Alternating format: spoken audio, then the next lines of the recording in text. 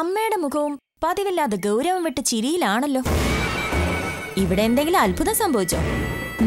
സംഭവിച്ചു. നഷ്ടപ്പെട്ട മനസ്സമാധാനം എനിക്ക് തിരിച്ചു കിട്ടി. പണക്കാരുടെ മാളികയിലല്ല, പാവങ്ങളുടെ കുടിലാണ് സ്നേഹം എന്ന് ഞാൻ തിരിച്ചറിഞ്ഞു. അതെന്താ അമ്മ അങ്ങനെ പറഞ്ഞത്? ഒന്നുമില്ല. അമ്മയുടെ ഒരു പഴയ പരിചയക്കാരി ഇവിടെ വന്നിരുന്നു. കാശിനേക്കാളും കാരുണ്യം മനസ്സിലുള്ള ഒരു പാവം. എന്റെ സ്വസ്ഥത മടക്കിക്കൊണ്ട് തന്നത് അവരാ. ആരാ അമ്മ അത്? എന്നെക്കാളും അമ്മ ആരെ സ്നേഹിക്കുന്നത് എനിക്കിഷ്ടമല്ല.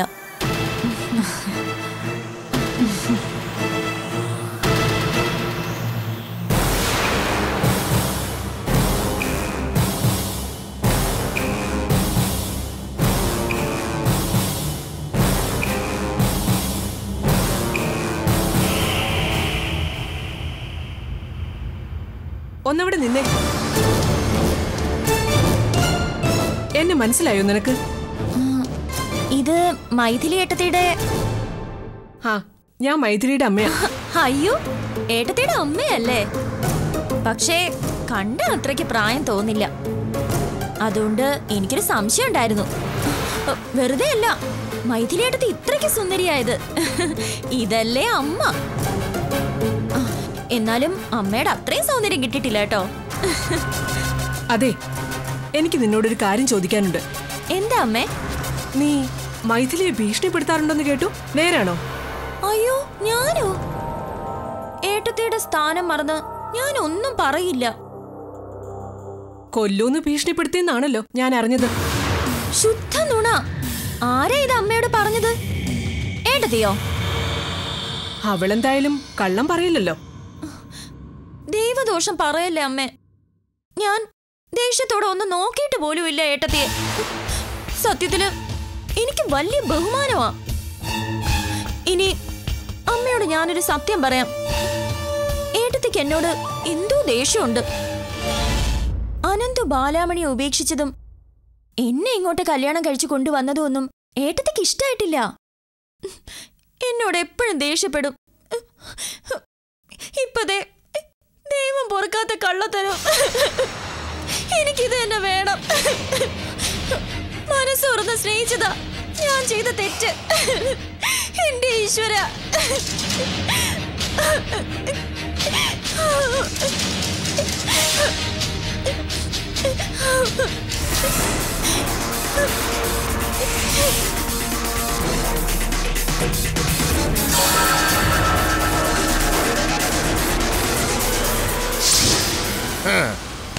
ഇവിടെ ഉണ്ടല്ലേ രാഘവ. ഇവനെന്തോ ഒരു ഇരട്ടപ്പേരുണ്ടല്ലോ, എള്ളോ കള്ളോ. എടാ രാഘവ, ഇറങ്ങി വാടകൾ. അളിയൻ ഇവിടെ ഉണ്ടായിരുന്നു. എടാ നീ വലിയ ഗുണ്ടാണെന്ന് കേട്ട്, നേരെയാണോടാ? അളിയനിപ്പോ എന്താ വേണ്ടേ? നീ എന്നെ കൊല്ലണം. നീ വലിയ ഗുണ്ടയാണെങ്കിൽ നിന്റെ വടിവാളിൽ ഒറ്റ വെട്ടിനെ കൊല്ലണം. ഞാനിങ്ങനെ ജീവിച്ചിരുന്നിട്ട് ഒരു കാര്യമില്ല. ഇന്ന് നേരത്തെ തുടങ്ങിയോ? തുടങ്ങുവടി. ഇവിടെ ലക്ഷക്കണക്കിന് രൂപ ഇട്ടിട്ട് ഒരു ചില്ലിക്കാശ് പോലും എനിക്ക് തരാത്തതിന്റെ വിഷമത്തിൽ ഞാനിത് കുടിച്ചു മരിക്കും. അല്ലെങ്കിൽ ദിവൻ ഈ ഗുണ്ട. എന്താടാ നിന്റെ ഇരട്ട പേര്? ഈ ചെള്ള് രാഘവൻ എന്നെ കൊല്ലണം. എന്നിട്ട് സ്ത്രീധനം ചോദിച്ചെന്ന പേര് പെങ്ങളുടെ ഭർത്താവിനെ വെട്ടിക്കൊന്ന വാർത്ത നിന്റെ തള്ളണ്ടല്ലോ, അറിവിന്റെ നിറകൊടം അവര് വായിക്കണം. എന്റെ ഈശ്വര, അമ്മ എങ്ങനെ ഇത് കേട്ടോണ്ട് വന്ന? ഓഹോ, അവര് കേട്ടിട്ട് വന്ന എനിക്കെന്താടി? മീൻകാരി കർത്തൂല എനിക്കറിഞ്ഞുകൂടാത്താണോ? ഞാൻ പേടിക്കണോ? അവർക്കും ഉണ്ട് ഇരട്ട പേര്, സിലോപ്പി കാർത്തു. കരിമീനാന്ന് പറഞ്ഞ സിലോപ്പി കൊടുത്തത് അടിയില്ല. മറന്നുപോയല്ലോ. നീ എന്നെ കൊല്ലുന്നില്ലേടാ? കൊല്ലടാ, കൊല്ലേ. വെറുതെ ഇരിക്കും. കൊല്ലടാ. എന്താടാ നിങ്ങൾ ഇന്ന് വെറുതെ ഇരിക്കും മനുഷ്യ.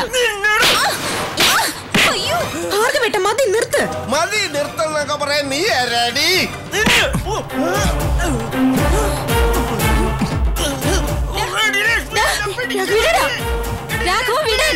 രാഘവ വേണ്ട വിട്. രാഘവ വേണ്ട രാഘവ. രാഘവ വിട്ടേക്ക്. രാഘവൻ, അള്ളു രാഘവൻ, അതാവണോ ഞാൻ? രാഘവ ഞാൻ പറയുന്ന കേക്ക്. രാഘവ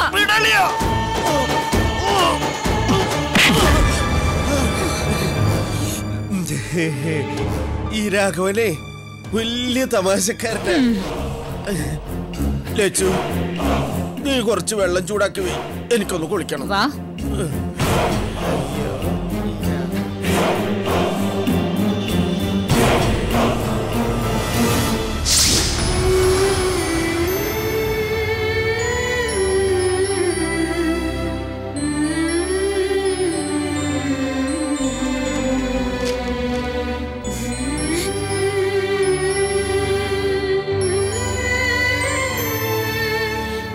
അച്ഛനിന്ന് മൊത്തം പത്രവായനയാണോ? ഇന്നത്തെ പത്രം തന്നെ എത്ര തവണ വായിക്കണം? എനിക്കറിയാം ഈ പത്രവായന എന്തിനാണെന്ന്. എന്നെ അവഗണിക്കാൻ, എന്റെ മുഖത്തേക്ക് നോക്കാതിരിക്കാൻ. ദേ, നോക്കിയില്ലെങ്കിലും കുഴപ്പമില്ല. ഇതങ്ങ് കുടിച്ച്. ഓട്സാ, ആഹാരം കഴിക്കാത്തതിന്റെ ക്ഷീണം മാറും. എനിക്ക് വിശപ്പില്ല. ഇത് എന്താ അച്ഛാ ഇങ്ങനെ റെക്കോർഡ് ചെയ്ത് വെച്ചിരിക്കുന്നത് പോലെ? വിശപ്പില്ല വിശപ്പില്ല. എന്റെ വിശപ്പ് ഞാനല്ലേ തീരുമാനിക്കുന്നത്. അച്ഛൻ വെറുതെ കൊച്ചു പിള്ളേരെ പോലെ വാശി പിടിക്കുക. ഒരു നിരാഹാരം കൊണ്ട് തീർക്കാവുന്നതാണോ ജീവിതത്തിന്റെ കാര്യം? വിശപ്പില്ലെങ്കിലും കുഴപ്പമില്ല, ഇതങ്ങ് കുടിച്ചാ മതി. എനിക്ക് വേണ്ട.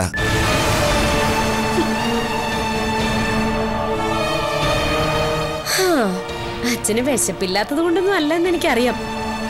ആഹാരം കഴിച്ചില്ലെങ്കിലേ ഞാൻ ഗ്ലൂക്കോസ് കുത്തി കയറ്റും. എന്റെ ദേഹത്തെ തൊട്ടാ നീ നല്ല അടി മേടിക്കും. എന്തൊരു ഫോളിഷ്നെസ് അച്ഛനെ കാണിക്കുന്നത്. ഒരു അച്ഛനും മകൾക്കും അപ്പുറം ഒരു അഡ്വക്കേറ്റും ഡോക്ടറുമാ നമ്മള്. ഇത്രയും വിവരവും വിദ്യാഭ്യാസമുള്ള നമ്മള് കുറച്ചുകൂടി പ്രാക്ടിക്കലായിട്ട് ചിന്തിക്കണം. ഒരച്ഛന്റെ ആഗ്രഹം നടത്തിത്തരാത്ത മകളുടെ അടുത്ത് എന്ത് പ്രാക്ടിക്കലാവാനാ? ഒരു മകളുടെ ഇഷ്ടം പരിഗണിക്കാത്തത് എന്താ അച്ഛൻ? വിവാഹം കഴിക്കാതെ ജീവിക്കാനുള്ള മകളുടെ ഇഷ്ടം സാധിച്ചു തരാൻ എനിക്ക് നിവൃത്തിയില്ല. വിവാഹം കഴിപ്പിക്കാനുള്ള അച്ഛന്റെ ഈ കുതന്ത്രങ്ങൾക്ക് മുന്നിൽ നിന്നു തരാൻ എനിക്കും സാധ്യമല്ല. ശരി, നമുക്ക് നോക്കാം. നോക്കാനൊന്നുമില്ല. എന്റെ അഭിപ്രായം മാറില്ല.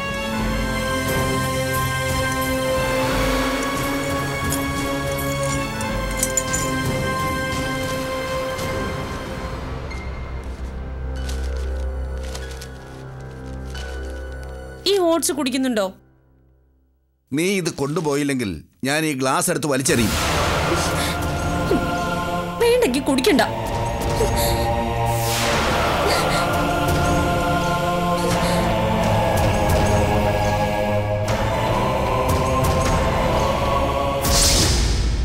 വീട്ടിലെ എല്ലാവർക്കും വെച്ചുണ്ടാക്കി കൊടുക്കാൻ വേണം. അവസാനം കുറ്റം മുഴുവൻ എനിക്ക്. നിന്റെ അമ്മയാരടി? ചാൻസലർ ആണിയോ? എന്നെ വന്നങ്ങ് പേടിപ്പിച്ച് മൂക്കിലങ്ങ് വലിച്ച് കേറ്റിക്കളയെന്ന് പറഞ്ഞു. അയ്യോ, പറയ മാത്രല്ല, പ്രവർത്തിക്കാനും അറിയാം എന്റെ മമ്മിക്ക്. നിന്റെ മമ്മിയും കുമ്മിയൊക്കെ പ്രവർത്തിക്കാൻ ഇങ്ങ് വരട്ടെ എന്റെ അടുത്ത്. തല്ലൊന്നും അല്ല, ഇടിച്ചവളുടെ 6ാം വാരി പൊട്ടിക്കും ഞാൻ. സാമ്പിൾ വേണമെങ്കിൽ ഒരെണ്ണം തന്നു കാണിച്ചു തരാം ഞാൻ. വേണോ? പിന്നെ നീ ഇടിക്കും. എന്നാ പിന്നെ നിനക്കൊരു പെട്ടി അങ്ങ് വാങ്ങിച്ചാ മതി. നിനക്കാവുമ്പോ പെട്ടിയൊന്നും വേണ്ട.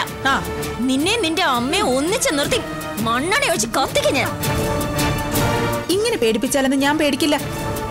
ദേ, എന്റെ അടുത്ത് കളിക്കാനാ നിന്റെ ഉദ്ദേശമെങ്കിൽ നീ നന്നായി പോവില്ല മോളെ. ഒരു നടക്കി പോവില്ല നീ. നിനക്ക് ഈ വാചകടി മാത്രല്ലേ ഉള്ളൂ മൈഥിലി. ഞാൻ നേരെ തിരിച്ച. കൊല്ലുന്ന പറഞ്ഞാ കൊന്നിരിക്കും. ആളെ വിട്ട് കൊല്ലിക്കും ഞാൻ. കാണണം നിനക്ക്? കാണണം. നീ പെണ്ണാണെങ്കി പറഞ്ഞതുപോലെ ഒന്ന് ചെയ്ത് കാണിക്കേ. ഇങ്ങനൊരു മൈഥിലിയല്ലേ നിനക്കറിയാവൂ?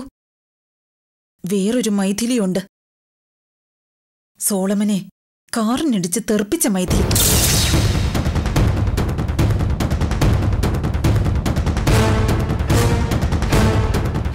കൊല്ലാനൊന്നും നീ എന്നെ പഠിപ്പിക്കല്ലേ കവിത. നീ കൂട്ടിയ കൂടുന്ന ആളല്ല ഞാൻ.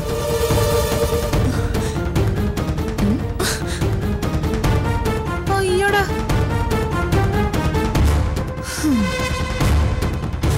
നിനക്ക് ഞാൻ വെച്ചിട്ടുണ്ടടി.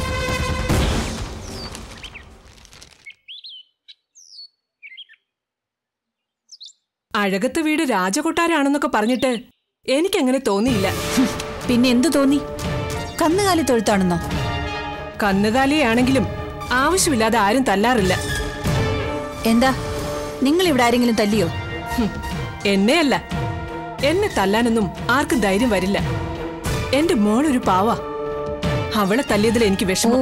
അങ്ങനെ വന്നു കയറിയ പാടെ മോള് സകലതും വിളമ്പിയല്ലേ? എന്നോടല്ലാതെ പിന്നെ ആരോട് എന്റെ മോള് പരാതി പറയണ്ടേ? ഇന്നുവരെ ഞങ്ങൾ പപ്പയും മമ്മിയും ഒന്ന് നുള്ളി നോവിച്ചിട്ട് പോലും ഇല്ല അവളെ. വെറുതെ അല്ല മോളിങ്ങനെ ആയി പോയത്. പിള്ളേരെ ആവശ്യത്തിന് തല്ലിയും വഴക്ക് പറഞ്ഞൊക്കെ വളർത്തണം. ഞങ്ങൾക്ക് ഒരേ ഒരു മോളാ. അവളുടെ കണ്ണു നിറഞ്ഞ ഞങ്ങൾക്ക് വേദനിക്കും. നിങ്ങളോട് വേദനിക്കേണ്ടെന്ന് ഞാൻ പറഞ്ഞു. നിങ്ങൾ അമ്മയും മോളും കൂടെ ഒരു കൂട്ടക്കരച്ചിലൊക്കെ നടത്തിയിട്ട് ഇവിടുന്ന് പോയാ മതി. കളിയാക്കൊന്നും വേണ്ട. എന്റെ മോളെ തല്ലിയത് എനിക്കിഷ്ടമായില്ല. അവളുടെ കയ്യിലിരിപ്പിന് ഒരടിയൊന്നും കൊടുത്തതുകൊണ്ടായില്ല. അടിച്ചോടെ തടിച്ച് പൊട്ടിക്കണം. നിങ്ങൾക്കൊന്നും തല്ലാനായിട്ടല്ല, കണ്ണിലെ കൃഷ്ണമണി പോലെ ഞാൻ എന്റെ മോളെ വളർത്തിയത്. എന്നാ വിളിച്ചോണ്ട് പോയിക്കോ. ഇവിടെ അവളുടെ ഒരാവശ്യമില്ല. പിന്നെ എന്നെ ചോദ്യം ചെയ്യാനാണ് ഉദ്ദേശമെങ്കിൽ അത് വേണ്ട. ഇറങ്ങിപ്പോവാൻ ഞാൻ പറഞ്ഞാൽ എനിക്കല്ല, നിങ്ങൾക്കാ നാണക്കേട്. ദേ, എന്റെ മോളെ മതി. കൂടുതൽ ഇനി സംസാരിക്കണ്ട. എന്നോട് നേർക്ക് നേരെ നിന്ന് സംസാരിക്കാൻ ഞാൻ നിങ്ങൾക്ക് അനുവദിച്ച സമയം കഴിഞ്ഞു.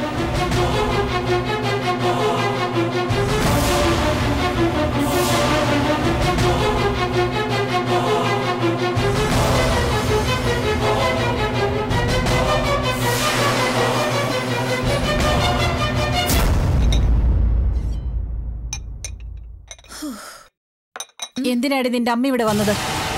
എന്നെ ചോദ്യം ചെയ്യാനോ? നിന്റെ വായിലെന്താ നാക്കില്ലേ? ഉത്തരം പറയടി. അതിപ്പോ ഏതമ്മയ്ക്കായാലും സങ്കടം ഉണ്ടാവില്ലേ സ്വന്തം മോളെ തല്ലിന്നൊക്കെ കേട്ടാ? സ്വന്തം മോളുടെ തല്ലുകൊള്ളിത്തരം മുഴുവൻ പറയാത്തതെന്താ? അതുകൂടി പറഞ്ഞ് കേൾപ്പിച്ചൂടായിരുന്നോ? ദേ, നിനക്ക് ഞാനൊരു താക്കീത് തരാ.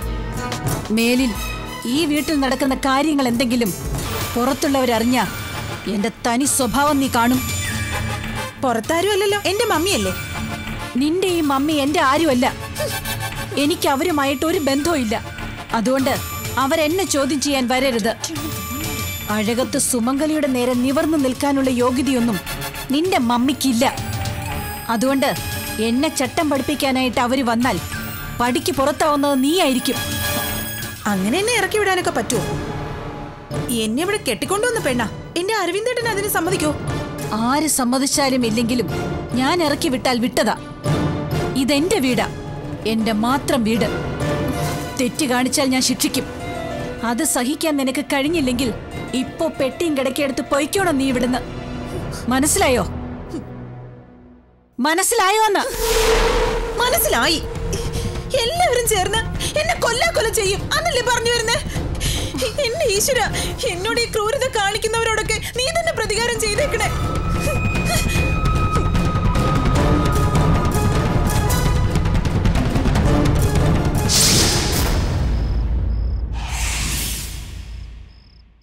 അച്ഛാ, അച്ഛനെന്താ 8 മണിയായപ്പോഴേക്കും കിടന്നത്? എനിക്ക് ഉറക്കം വരുന്നു. അതെന്തോ ഉറക്കോ? രാത്രി 12 മണിയായാലും ടിവിയുടെ മുമ്പിൽ കുത്തിയിരിക്കുന്ന ആളാണല്ലോ. എന്നെ ശല്യം ചെയ്യാതെ നിനക്കൊന്ന് പോവാമോ? ഉറക്കം വന്ന് കണ്ണി കയറി. എന്നാ വന്ന് ആഹാരം കഴിച്ചിട്ട് കിടക്ക്. എനിക്ക് വേണ്ട, വിശപ്പില്ല. വിശപ്പുണ്ടാവില്ലല്ലോ. എന്നെ തോൽപ്പിക്കാനാവുമ്പോ വിശപ്പേ ഉണ്ടാവില്ല. പ്രഷറിന്റെ ഗുളിക കഴിച്ചോ? ഇല്ല. ഷുഗറിന്റെയോ? ഇല്ല. എങ്ങനെ കഴിക്കും? ആഹാരത്തിന് ശേഷം കഴിക്കേണ്ടതാ. ഒരു തുള്ളി വെള്ളം പോലും കുടിക്കാതെ എങ്ങനെ കഴിക്കും? എന്നെ തോൽപ്പിച്ചോ, പക്ഷെ ഇങ്ങനെ സ്വയം തോൽക്കരുത്. ഷുഗർ ലെവല് കൂടും, BP ലെവല് താഴും, അച്ഛൻ വീഴും, അൺകോൺഷ്യസ് ആവും. അപ്പൊ ഞാൻ അച്ഛന്റെ സമ്മതം ഇല്ലാതെ ആശുപത്രിയിലേക്ക് കൊണ്ടുപോകും, ഡ്രിപ്പ് ഇടും. എനിക്ക് നോക്കിയല്ലേ പറ്റൂ, എന്റെ അച്ഛനായിപ്പോയില്ലേ. അങ്ങനെ എന്റെ സമ്മതമില്ലാതെ എന്നെ ആശുപത്രിയിൽ കൊണ്ടുപോയാ ബോധം വീണാലുടനെ ഞാൻ ആത്മഹത്യ ചെയ്യും. അയ്യേ, ഇതെന്താ ഈ പറയുന്നേ? ചില നാട്ടിൻപുറത്തെ പെൺപിള്ളേരെ പറ്റിക്കാൻ കൊള്ളാം ഈ നമ്പറൊക്കെ. ഞാൻ പറഞ്ഞത് പ്രവർത്തിക്കുമ്പോൾ നിനക്ക് മനസ്സിലായിക്കൊള്ളും. അച്ഛൻ ആഹാരം കഴിക്കുന്നില്ല എന്ന് തന്നെ തീരുമാനിച്ചോ? തീരുമാനിച്ചു, മാറ്റമില്ല. അസുഖം വന്ന് കിടപ്പിലായി പോവേ. നീ എന്നെ നോക്കി സംരക്ഷിക്കണ്ട. ശരി, നോക്കാം. അച്ഛന്റെ വിചാരം അച്ഛൻ വലിയ ആളാണെന്നാ. കാണിച്ചു തരാം. പട്ടിണി കിടക്കും, ഞാനും കിടക്കും പട്ടിണി.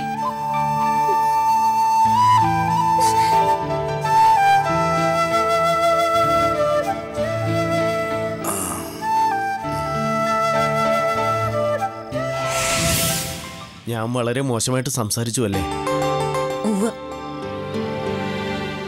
തല്ലാനൊന്നും വന്നതല്ല, അത് വെറുതെ കാണിച്ചതാ. അല്ല, രാഘവൻ വന്ന് തടഞ്ഞില്ലായിരുന്നെങ്കിൽ ഭാർഗവേട്ടൻ എന്നെ തല്ലിയനെ. കള്ളു കുടിച്ചു കഴിഞ്ഞാ പിന്നെ ആരുടെ ആത്മാവ് ഈ ദേഹത്ത് കയറുന്നത്? ഇനിയില്ല, നിർത്തി. അത് വെറുതെ പറയുന്നതാ ബാലെ. ഇങ്ങനെ ഒരു 5000 വട്ടം നിർത്തിയിട്ടുള്ളതാ. ഒക്കെ നുണയാ. കള്ളു കണ്ട സകല വാക്കം തിരിച്ചിട്ട് കമിഴ്ന്നങ്ങ് വീഴും. ഇതങ്ങനെയല്ല, ഞാൻ ശരിക്കും നിർത്തി. ഞാൻ വേണം നിന്റെ തലയെ തൊട്ട് സത്യം ചെയ്യാം. എന്നിട്ട് വേണം എന്റെ തല പൊട്ടിത്തെറിക്കാൻ. എന്നതെ ബാലാമണിയുടെ തലയെ തൊട്ട് സത്യം ചെയ്യാം. ആരുടെയും തലയെ തൊട്ടൊന്ന് സത്യം ചെയ്യണ്ട. ഭാർഗവേട്ടൻ ഇപ്പൊ ചെയ്യേണ്ടത് ഒരൊറ്റ കാര്യ, ഒരു ജോലി. എന്തെങ്കിലും ഒരു ജോലി സമ്പാദിച്ചേ പറ്റൂ. ഈ മദ്യപാനി ആയതുകൊണ്ട് എനിക്കിപ്പോ ആരും ജോലി തരില്ല. ജോലി തരുന്നില്ലെങ്കിൽ വേണ്ട, അമ്മയുടെ കൂടെ കച്ചവടത്തിന് ഇറങ്ങിക്കൂടെ? അത് നേരാ. അമ്മ പോകുന്ന ആ മീൻവണ്ടി ഓടിക്കാൻ ആളില്ലാണ്ട് കിടക്കുക. അമ്മ എത്ര കഷ്ടപ്പെടുകയെന്നറിയോ ഇപ്പോ? ആ വണ്ടി ഭാർഗവേട്ടൻ ഓടിച്ചൂടെ? എന്റെ ബാലെ പണിയെടുക്കാൻ മടിയാ. പിന്നെ പറഞ്ഞിട്ടെന്താ കാര്യം? മടിയൊന്നുമില്ല, ആലോചിക്കാവുന്നതേ ഉള്ളൂ. ആലോചിക്കാൻ ഒന്നുമില്ല. വേറെ എന്തെങ്കിലും ഒരു ജോലി കിട്ടുന്നത് വരെ ഭാർഗവേട്ടൻ അമ്മയ്ക്കൊപ്പം പോയേ പറ്റൂ. എതിരൊന്നും പറയരുത്. ഓക്കെ? ഓക്കെ.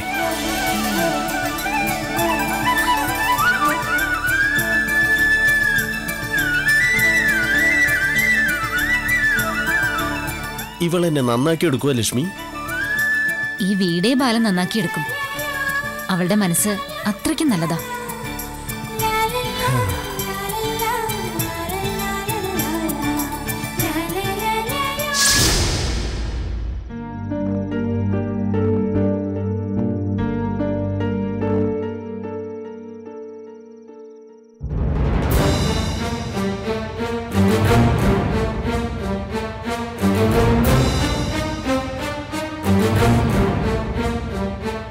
ഉണ്ണിയമ്മ ക്ഷീണിച്ചൊരു പരുവത്തിലായല്ലോ. ഇതെന്തു പറ്റി? ആഹാരം ഒന്നും കഴിക്കുന്നില്ലേ? വിശപ്പും ദാഹമൊന്നും ഇല്ല മോളെ. ഒന്നും പ്രതീക്ഷിക്കാനില്ലാത്ത ജീവിതം. ഇതിങ്ങനെ അങ്ങ് തീരും. അങ്ങനെയൊന്നും പറയല്ലേ ഉണ്ണിയാമ്മേ. വിഷമങ്ങളൊക്കെ ഉണ്ടാവും, അതൊക്കെ സഹിക്കണം. ബാലാമണിയെ കാണാത്തതിന്റെ സങ്കടം ആ ഉണ്ണിയാമ്മയ്ക്കെന്ന് എനിക്കറിയാം. എന്ത് ചെയ്യാനാ? അവളുടെ കൂടെ ജീവിക്കാൻ ഉണ്ണിയാമ്മയ്ക്ക് വിധിയില്ലാതെ പോയി. എവിടെയെങ്കിലും ജീവിച്ചിരിപ്പണ്ടെന്ന് അറിഞ്ഞാൽ സമാധാനായനെ. നമ്മളെ എല്ലാ രീതിയിലും ചിന്തിക്കണം. ജീവിച്ചിരിക്കട്ടെ എന്ന് നമുക്ക് പ്രാർത്ഥിക്കാനല്ലേ പറ്റൂ. ഇനി അഥവാ എന്തെങ്കിലും സംഭവിച്ചിട്ടുണ്ടെങ്കിൽ അതും സഹിച്ചല്ലേ പറ്റുള്ളൂ ഉണ്ണിയാമ്മേ. ഒന്നും സംഭവിച്ചിട്ടില്ല. ബാലമണി ഡൽഹിക്ക് പോയി.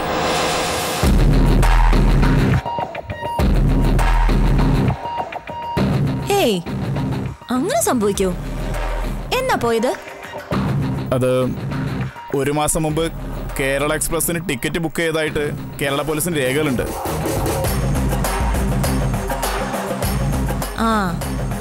അപ്പോ 1 മാസം മുമ്പ് കേരളം വിട്ടു പോയി അല്ലേ? എന്നാണ് പോലീസുകാർ പറയുന്നത്.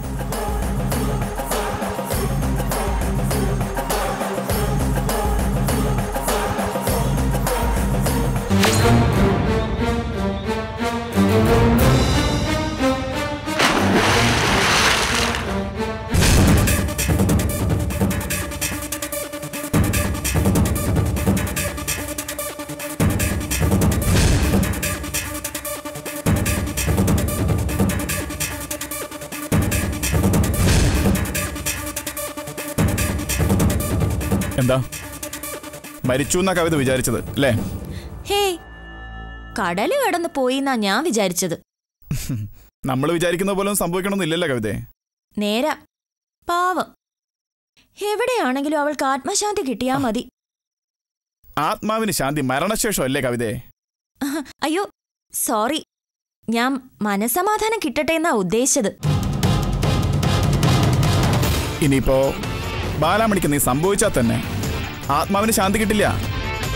അലഞ്ഞു നടക്കുന്ന ആ ആത്മാവ് കവിതയെ വെറുതെ വിടുമെന്ന് തോന്നുന്നുണ്ടോ? എന്നെയോ? ഞാനെന്താ ചെയ്തത്?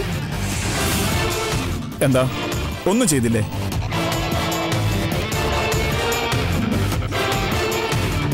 ഏയ്, ഞാനൊന്നും.